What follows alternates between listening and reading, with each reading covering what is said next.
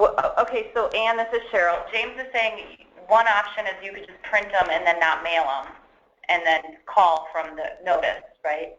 James, that's what you're saying. Another option is I can email you after this meeting, and we can adjust your window so that you can see the information you want to see in the way you want to see it. That's part of the meeting. I can, off of the holds notice, I can get the phone number. That's no problem. It's another list that I want. It's to be able to call them a second time. She's saying she wants to run a list of items on the hold shelf, sort it by expiration date, and then call every day for those items that are 3 days out. Yeah, we can do that. There's a window, and I'll email you. But yeah. Is that correct? Did I state that correctly, Ann? Yeah, I didn't see that was a field that I could add. I don't think you can add it. I can add it. Okay.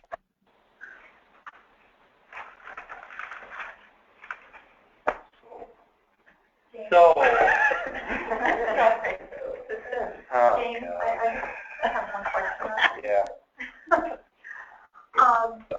When we're talking about people notices, we have noticed that a lot of people now, they want everything coming to them to their email. And so they seem to be, when they hear that we can have things sent, well, that way, that's what they want. And it's a lot easier, and they're taking the responsibility of knowing when they get a notice, and yeah, I gotta do something. Yeah. I mean, we find the same thing.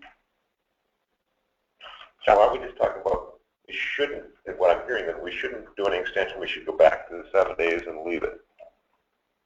Right? Isn't that what the basis of what this process is about? We had a lot of discussion about that 7 days. Right. And I don't think that's, if we've only got one library affected, sounds like they're going to take care of it. So we just go back to 7 and move on.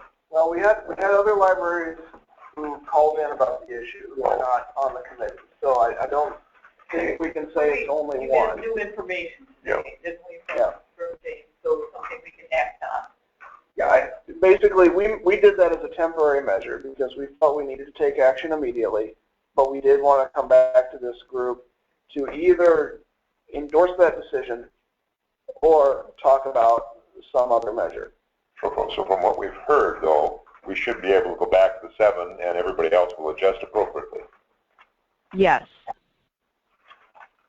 There, got it. Okay. Will everyone else adjust? I mean, I don't know. Well, we'll have to see if it works. No one will adjust unless the change is made. Right. Well, I guess my response would be, is there any library in this room that is so against the 10-day hold period? Yes. Or town is. We fought over the 7 days. I think if we only make the change in early September, how do we know it helps? I haven't got any more complaints. Okay, that's only been, what, maybe 5 weeks? Maybe 4 weeks? Why did you want the 7 days period? I was told by staff, by more than one staff person, that 7 days was the goal. So when I came to the meetings, that's what I pushed, and that's what we got. Not only because I pushed it, because everybody else agreed. So that's why I'm saying 7 days is where we're at, and that's where it should stay. Well, you know what, I guess, so this is where, honestly, this idea that uniformity, you know where I'm going with this. Yeah. Right. Don't say it, please don't. It starts to break down. So not getting dinner tonight. I know. You're really And So where does this fit and your you plan? know, and you know how agreeable I am and wanting to have these things be uniform. Yeah, I know, Yeah. it makes it But- easier for the patrons. But we also have to recognize there are real issues involved with this in the way that people want to run the library. So I think I'm going to toss it out there. I don't mean to muddy the waters, but I'm sorry, Cheryl, but It just can't You know, do be we- any item out of circulation for that long. I think it's ridiculous especially when we can say that you gotta do better than this. This isn't good enough. Can I 7 days isn't good enough. Can I make a suggestion though? There's another way to look at this. The 10-day limitation doesn't carry out in every single case. If the patron, say, gets an email notice or gets a text message notice, they're going to come in sooner and pick that up. So maybe that's the better way to tackle this than looking at what the extreme case is. One statistic I wish I had was how many requests are being checked out 7 to 10 days after they've arrived at the library. I would really like to have that. I don't know if that's possible to get. Yeah, we can do that. But, okay, maybe we can. Yeah. Well, I don't know, because if we're talking about cutting the period down to a period of time that we know is shorter than some notices will go out, that is going to leave someone in the cold. I do think it's an intermittent problem, but I don't know what the numbers are, so I hate to just dismiss it right out of hand. But maybe we should be thinking about faster ways of getting the notices out. We already have a day lag built into our process because we give all the libraries a day to look at their notices and decides which ones are going to be mailed out. I'm not advocating doing away with that, but we need to recognize whatever the normal delivery time is, tack 1 day on because of that. There are other ways to look at this, is all I'm trying to say. Can you remind me of the decision to automate the notices, the thought process, the real cost savings? The real cost savings, and I don't have numbers, of course, but the thought process was that we have a lot of highly paid staff running printed notices and taking them to the post office when they could be providing higher level services for the libraries. Why does it I don't mean to be offensive, but why does it require highly paid staff to do this? Because the lower paid staff was when that person retired, we did not fill that position because we needed more. The skill that we had within and filled in the majority of the requests. There was not enough work for the person at that labor grade to fill their day when they were only doing notices. The notice, maybe the job could be outsourced to another public library who does have low-paid staff. Well, look at all of us. Yeah, I think that's what they are now. But there's a mailing specific printing process involved. It's not just equipment involved. Yeah, there's. I was how many when it was still here, how many print notices were going out a day? Anywhere from 200 to 500, depending on the type of notice and where they were in your library rotation and the day of the week. And what are we paying now? What is the numbers that are you seeing now? For this company we're outsourcing to, how many notices are they sending out a day? Oh, you mean in total or just per month? I didn't. I don't know. I didn't bring on you paying them by item? Or, so you should, so you know how many are going out each day they're doing. Yeah, we do. We just don't have that. I'm just curious if it's changed. I think that it may. You don't think it's? I don't think it's changed that much. No, I don't. Maybe I a little. really don't. Okay. We had 1 or 2 libraries that chose to do their own notices, then switch. I think it was 2 libraries, 2 small libraries. So. Are libraries generally aware that they can run their own print notices? Yes. That's really not that complex, especially for the medium and small libraries. Whether they understand that, I don't know. We've certainly sent out the information that they could. I can tell you one large library looked at that option when we made the change in August and called us back a couple of days later and said, you know what, never mind, we don't want to deal with this. We'll just have you do it after all. And they found that the hassle, the cost, and staff of doing it themselves was not worth the loss of control that they were giving up. I'm just curious, statistically speaking, has there been less print notices in the last couple of years? Yeah. Yeah. I mean, I'm assuming. Oh yeah, a lot less for us. The email and text are really. I'm just wondering if a lot of people. I mean, I'm sure people are getting the word out, but our existing patrons from maybe 10, 20 years ago, they have email now or whatever, like they did endorse before. Can we maybe try and push the issue of there's different ways to get Well, it's kind of a function of the library. We have some libraries that have been very aggressive in that. in the September users group meeting, Kathy Rush from Northfield did a presentation on the way that Northfield has promoted email notices as a way of reducing their print. So we have tried to get the information out to the libraries that they should be embracing these electronic formats with their patrons. But that is kind of a library by library thing. Not all the libraries have the same opinions on whether they want to promote that. All right, so what do we want to do here? Who is the other who is the other library, I'm sorry, in the room that does automate notices? Was it Peggy? It's you guys? Pat. Oh yeah, Pat's already in. Okay. That is doing automated notices? No, just the. I just want to know who in the room was. Owatonna is also doing automated print notices. Are you having complaints about print times or notice times? Nobody complains. Right. I can tell you we didn't get any help desk tickets from Owatonna or any of the libraries here. We got several from Austin, several from Red Wing. I would have to go back and look at the list to see the other one or two. Fermo was one, you're right. They're mostly larger libraries, which personally I think is because there's more patrons there, more likelihood that someone's going to bring it in and say, look at this. I think is really what happened. Yeah. So we have Peggy's suggestion that we made the 10-day decision just a few weeks ago. Do we just leave it for a while? See, or do we move it back to 7 because maybe give it till the first of the year to see what's going on through holiday mail if we start getting more complaints.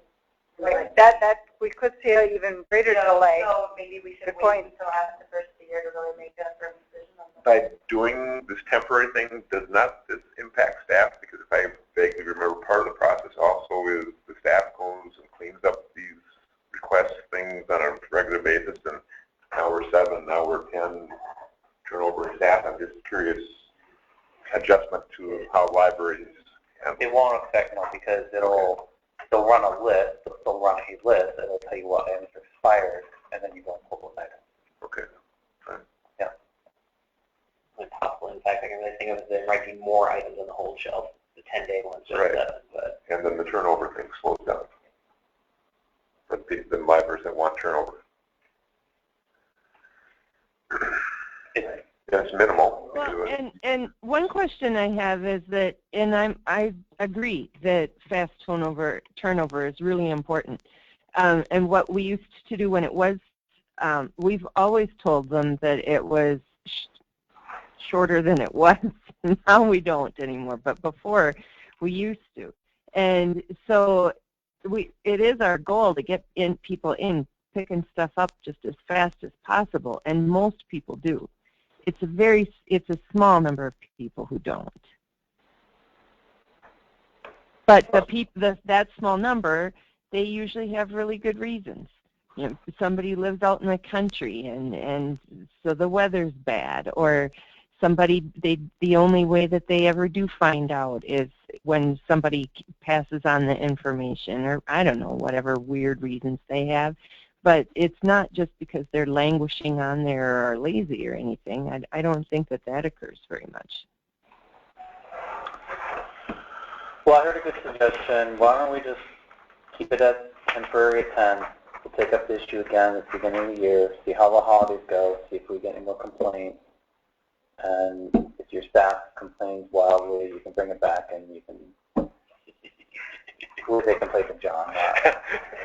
And you're thinking that we can find out of the printed hold notices what the ratio is, how many people are coming in within 7 days, and how many people it's taking to get to 10 days. Yes. I don't know if we can do that just for holds that had printed notices go out. I think we can we? I think so. I think depending on their current settings in Horizon, we can't historically do we can't do the historical, but we can join it and say what is in their borrower.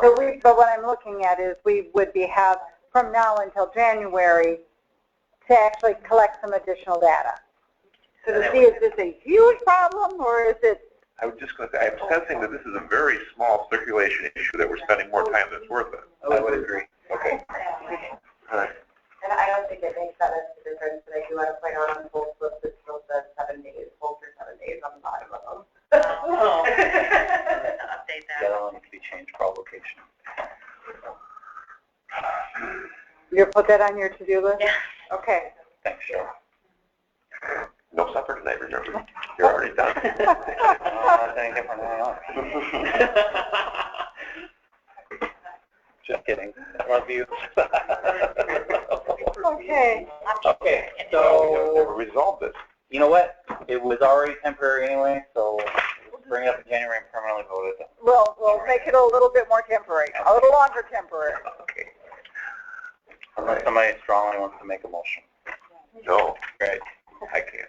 We'll move on to library card prefixes then. I can't. Well, Tyler, that's you again. I used to get all these items in the agenda in here. James brought up the issue several months ago, perhaps a year ago, about library card prefixes and the whole issue that SELCO still does occasionally issue barcode with the SELCO institutional prefix out to member libraries, particularly when it comes to keyring cards, because all those come with SELCO prefix on them. I did run a report to see how many of those there actually are, and it looks like there are about 10,400 of them throughout the region that have a SELCO prefix and are not based in SELCO location. There are more than for medium-sized libraries, actually, which I found a little bit unusual. But when it comes to electronic resources, at least those supplied by SELCO, I can say that it doesn't make any difference if the prefix and the location code don't match.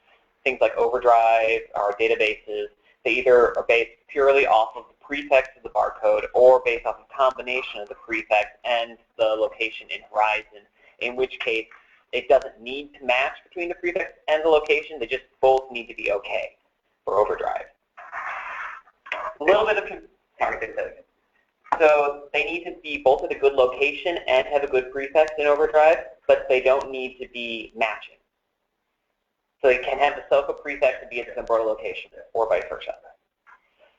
So that's how that works in terms of the resources that we provide. I can state that for our stuff. I can't definitively say anything about anyone who uses a SIP connection to connect into Horizon, how they have it set up for their location and their services, because that is done on an individual library basis with their vendor. Default, when you log in with Ortana, SELCO staff automatically falls in that Ortana list because it's an overriding permission.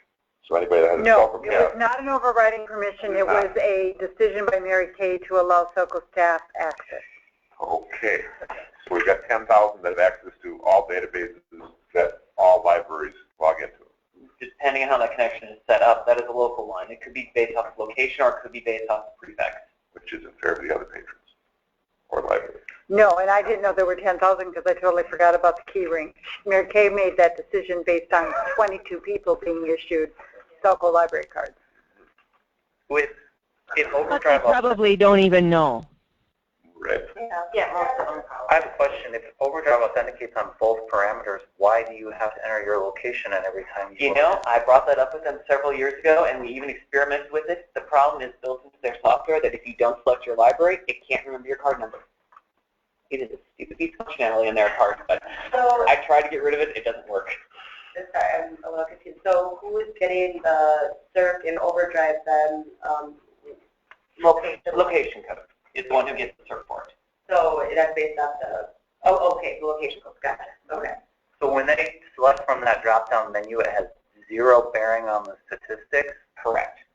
So you could pick any That's not, library? I thought that's not what we were told before. Pretty sure It might not have been that way, but as of 2 years ago when I looked into it, that's how it is. Have you looked into it recently? To my knowledge, it hasn't changed, but I can get into it like. I would appreciate it just to verify. I'd like to know. I can tell you that I know when I loaded your Overdrive statistics into Horizon so you guys can get your report for CIs and COs, that I tend to come up as Zumbrota, not SELCO or Pine Island, which were my old card numbers. So I don't know if that helps you. But are you selecting the Zumbrota when you do the drop-down? Not usually. No. So. He's trying to We get. definitely need dinner for you tonight either. He's trying to get that Goodhue circle, so he gets more money from Goodhue County. But I'm counting it, I wrote it. I mean,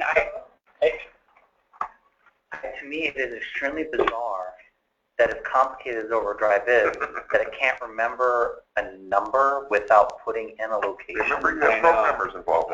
It's Totally. interesting too that I have an extra digit added to my library card and it still takes it. Right. I know. Just lop it in. I haven't zeroed that my fingers split once and I just let it go. at the end of your barcode number, it only looks at the ring prefix. The number after that, I don't care if it's 13 digits. I have a question. Those of us who subscribe to other electronic databases and do so, for example, on behalf of entire county, and the contractual arrangement is just for those who live in that county. Okay, so we have 11013, and that means Steele County. Does this mean that someone who has a SELCO barcode number cannot use the resources to which they have contractual access? For your local resources, Yeah. I would have to check your SIP connection. That's something you set up with your vendor. We don't know. It's going to depend completely on how the library that purchased the resource set up authentication with their vendor. There's numerous ways that can be done, and so every case is different. We get involved in that only to the extent that we are asked for advice or information, or if the vendor needs something from us to do it, say, by home library, they can borrow a record, or by the barcode prefix. So we can't give a straight answer on that because every instance is going to be different, and every library kind of works that out. Okay, we don't know. So are you still handing out key cards? What is the purpose of the key card?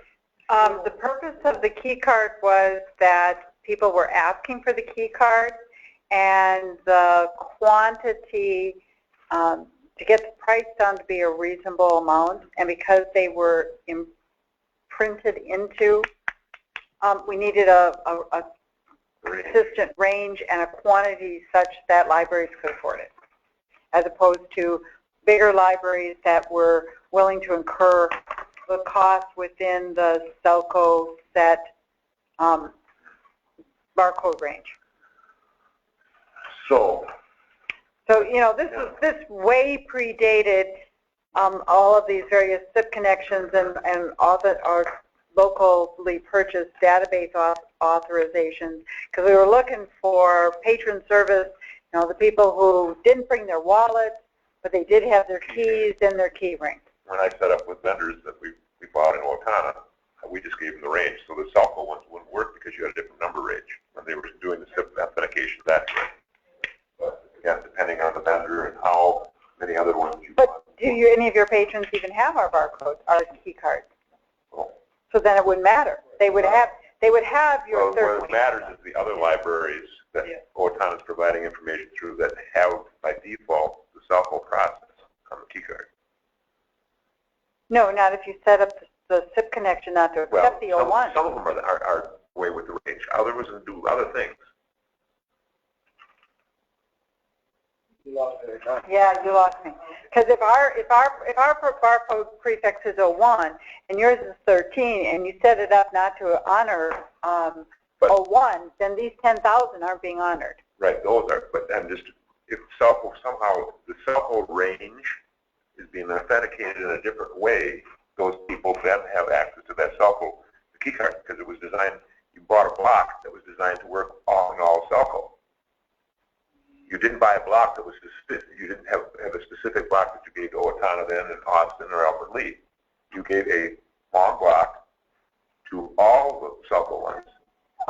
Not necessarily. For the larger libraries who could pay the unit cost for their own barcodes, they got a range. Okay. This was for the libraries that the cost to do the impregnated number to be a valid number and not have a duplicate number. Okay. I don't think it's negative then. I had a different scenario in mind. Okay. Okay. I was more concerned if local regional databases such as Overdrive were being authenticated along with key cards, especially since those prefixes were given out to, if when you did the school ebooks project, you gave all those borrowers the same prefix that would be on the key card, for instance. Yeah. So I was just concerned that it can be an issue. Just wanted to find some more information. Yeah. It was small discussion about a year ago. And when you asked, we didn't know all of that. We had to actually go back and look at it again. That's how she does. But in the end, the number of schools that took SELCO up on our 01 barcode was maybe, I think, one. Yeah. That was one.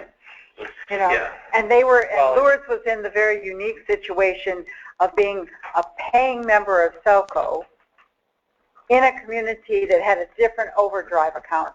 Whereas I know, like in Plainview, Alice went out and made sure that all the students had a public library card so that they had the Plainview Public Library number so they could use Overdrive as a public library patron since we couldn't turn it on for the school. So we did, you know, we made that as an option, but the only library that ever used it was Lourdes. So again, it's a small percentage of the population.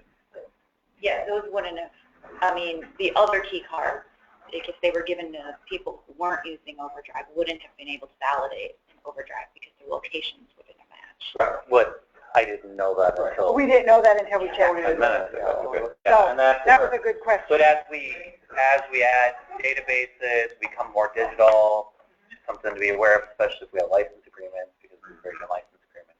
Yeah, no one cares, no one's going to check. Yeah, Overdrive might need me for it, but I checked on that part at least.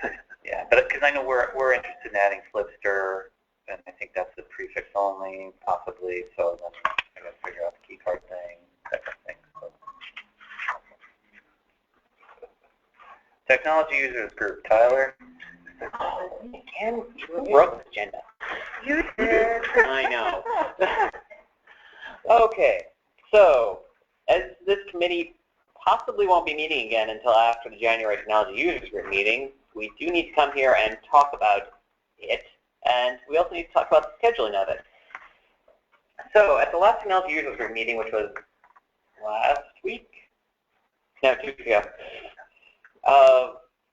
We did not have that many people there. I think we counted, what, 14 people in attendance, only 2 schools. So we sent out a survey afterwards to find out what's going on in the region when it comes to technology users group sessions.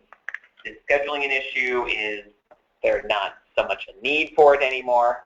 So we performed a survey and gone through the results, and everyone seems to really enjoy technology users group, but when it comes to scheduling it, there was no consistent response about when it should be, other than the fact that people like mornings. For the most part, there are people who just like no mornings for me ever, but there's a very small minority there. So on that document, there's a summary of the salient points that we've come up with. From SELCO's perspective, we are finding September to be untenable at this point, just because, as Donovan earlier mentioned, schools are coming back online, and school staff tend to be more and more unprepared when it comes into the school year, and we have to spend a lot of our resources getting them trained or dealing with crisis situations at their schools. And the help desk basically goes insane during the month of September. Yeah, September's always been that way to a certain extent, but it is much more so the last couple of years. So it's becoming increasingly difficult for us to manage to pull off a major meeting during that when most of the staff that were involved in the technology users group are also people sitting on the help desk working through these crises. And as I said, attendance, we don't have solid numbers, but I can say from my perspective, since I've taken over the management of the technology users group, the attendance does seem to have been dropping for the last 2 years, particularly for the September and the May meetings. January has always been fairly consistent, fairly low. And of course, when it comes to communities, we are still interested in supplementing it with the online videos. So I understand that this committee doesn't technically govern the technology users group, but you have a strong interest that correlates with the technology users group, and as directors, you also have impact on the schedule of your staff when it comes to it. So we're seeking your input on what we should do with the technology users group for scheduling and all that At this point, the staff is thinking perhaps move down to 2 meetings a year, one in November, one in April, maybe March, and go with that. But we have no real consensus among the staff either when it comes to that. So we're seeking input from whoever is willing to offer it.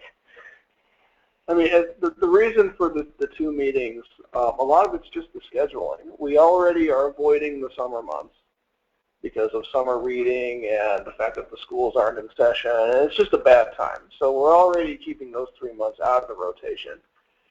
Nobody wants to do one in December for obvious reasons.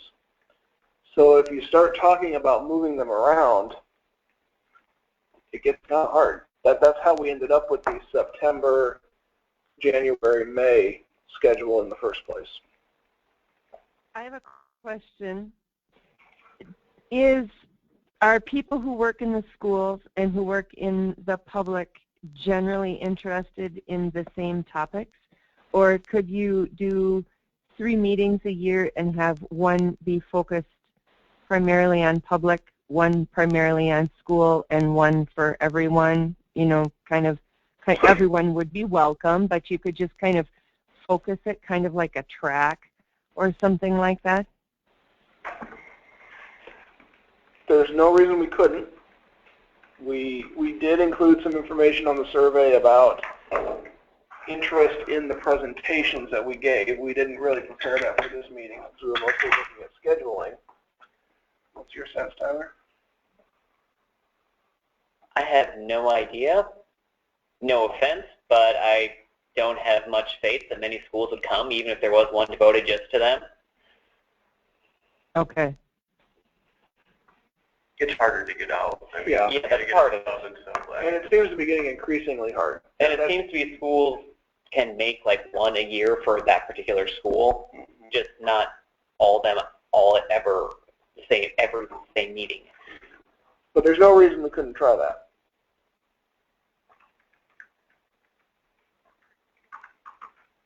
Well, why don't we try going to the 2 and see whether our attendance improves? If it doesn't improve, then we'll pick up something else. So Ann, I'm looking at, this is Ann, I'm looking at the technology user group meeting for September. There was a review of overall services, cataloging best practices, our CLOS project for continuing education, which in my mind would fit any library. Popular works collection, maybe not so much for schools, though if you had an English class that was reading popular fiction, that actually giving an update on how that special collection was working might have been interesting so that they knew they had extra books they could draw on. Email notices, maybe not so much. But then Mike did an update on Windows 10, so that's sort of generic as to have you moved or haven't you? And when, if you are going to move to Windows 10, when are you going to do it? There was an update on rooms, and then specifically adding borrow records To be imported. And bookmine. So the topics, at least for the last meeting, were probably fairly generic enough to have some interest for everybody. Or at least balance. Or balance. I think that the September meeting for everybody maybe is hard because there's new programs starting at public libraries, and certainly the schools are going crazy. Now you're back in school, you've got new curriculum, new teachers, new everything happening at school in September. So you want to do November and April? Is that what I'm hearing? I would suggest November and March, just because we have an April directors meeting, which means that if for those people who are small and medium-sized library where the automation contact is the same person, let's not have Monica and Michelle and having to come to 2 meetings in the same month. How often? And what about renaming it? What about talking about maybe call it the regional or the SELCO Technology Conference?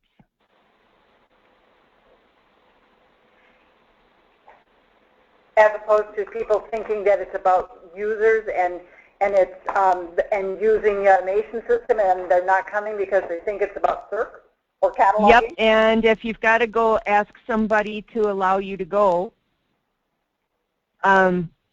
That, you know, well, are you a member of the users group? Why are you a member of that?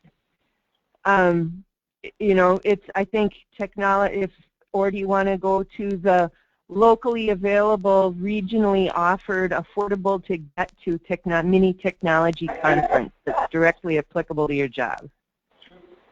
We can, a name is easy enough to do. You know, we can do the, you know, formerly known as Friends. You know, the SELCO Mini Tech Conference, formerly known as. Yep. It's just sexier. Oh yeah, what we really need is sex. Yeah, I didn't say that.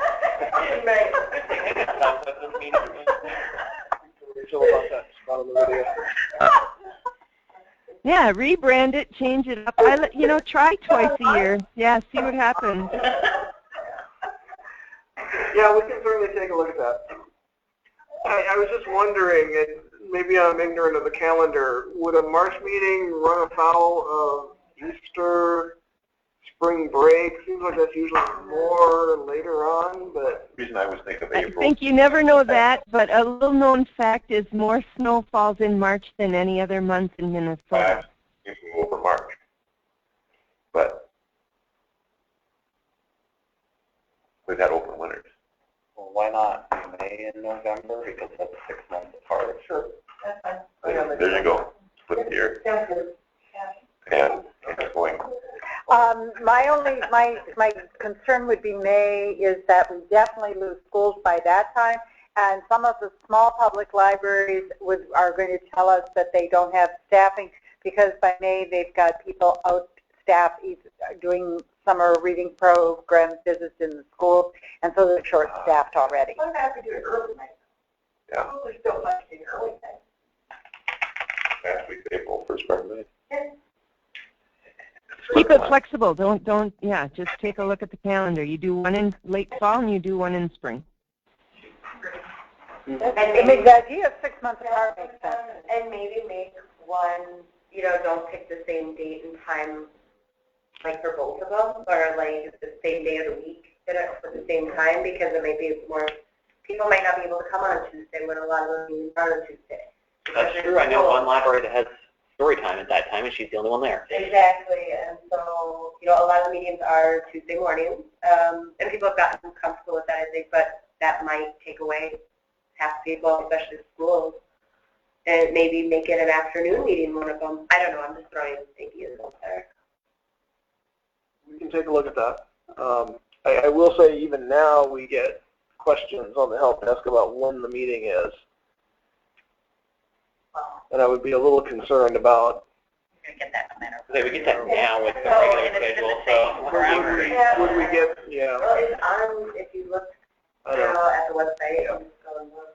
Yeah, but you put the prepositional phrase if you look in there. Okay. No, valid point. Librarian. But there's also the possibility that we can offer a lot more publicity ahead of time, reminders. So we can certainly look at varying the time and the date. It's just, yeah, like I think that's I don't know. November and May. Okay. Well, we came here for input on this one, so. Yep, this is good input. Okay. Are there any? Then, sorry, I was just going to say this is also topics. If you might have the technology use group for the next meeting, I do have my list, which is in a different window. For the January meeting, Austin said they would be willing to consider doing a session on security systems do-it-yourself, DIY. Red Wing possibly is willing to do something on their RFID project. And I have several other ideas here from other libraries. So those are the two which are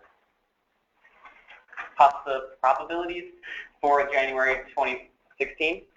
Is there anything that people would like to add to the list, or would you like me to read the whole thing that I have, which is about a dozen items? No, I don't think we want to hear Okay, good. Surprise you later. Do you have any suggestions for it to add on to it? Anything timely, topic-wise? do, send them to us. Motion to adjourn. Are there any announcements? No, then we reached the end of the agenda. Yeah.